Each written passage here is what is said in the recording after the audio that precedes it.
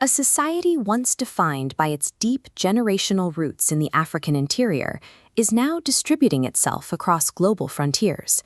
For centuries, the Afrikaner identity was rigidly tied to the physical land, anchored by the territorial independence of the pioneer and the ox wagon. This shift from territorial loyalty to global digital mobility shows how a community can preserve its identity even when the physical ground beneath it is no longer the anchor. Today, that anchor is being pulled up by domestic pressure. Young Afrikaners face a reality of decaying public infrastructure, unstable power grids, and a breakdown in local security. That sense of alienation is deepened by the dismantling of Afrikaans as an equal status medium of instruction in the nation's public universities. These exclusions have popularized a strategy called staatsbestandheid, or state-proofing. It's a move away from political resistance toward a system of completely bypassing failing state institutions. This has birthed a new great trek. It is a mass withdrawal from the South African state apparatus, not to find new territory, but to build functional independence within a collapsing system.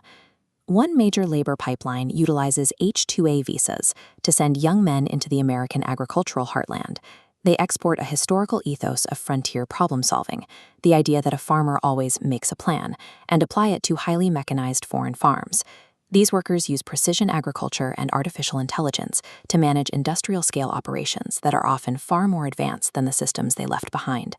This global labor serves as a calculated economic hedge. The foreign currency they earn flows back to South Africa, funding the private schools and social safety nets that the state no longer provides. A second vector of migration leads to the megacities of East Asia and the Middle East, from Shanghai to Dubai. Professionals, particularly in education and finance, are leaving under-resourced domestic systems for international hubs that prioritize merit over political affiliation. By leveraging their technical skills in stable markets, this generation achieves an economic sovereignty that remains insulated from the volatility of their home country. To prevent this diaspora from simply disappearing into host nations, the community has built a mobile logger, a digital connective tissue. Digital platforms like the World Guide directory link expats and local businesses into a single parallel economy, ensuring that capital stays within the community network.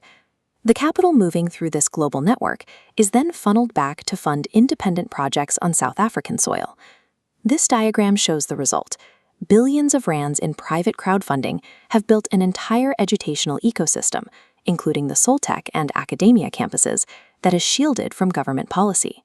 By combining globalized labor with these private institutions, the community has effectively built a social and economic structure that functions independently of the national government. This shift represents a decoupling of Afrikaner identity from the physical borders and administrative power of the South African state. Historically, survival meant pulling ox wagons into a defensive circle. Today, that fortress is built with decentralized technology. Their adoption of AI and independent energy grids serves as a test case for how a community might navigate institutional failure through technical self-reliance. The non-deterministic nature of AI matches their historical instinct for improvisation, the ability to take imperfect tools and force them to work in a hostile environment. The physical wagon has been replaced by a digital network, creating a mobile identity designed to persist even when the structures around it fail.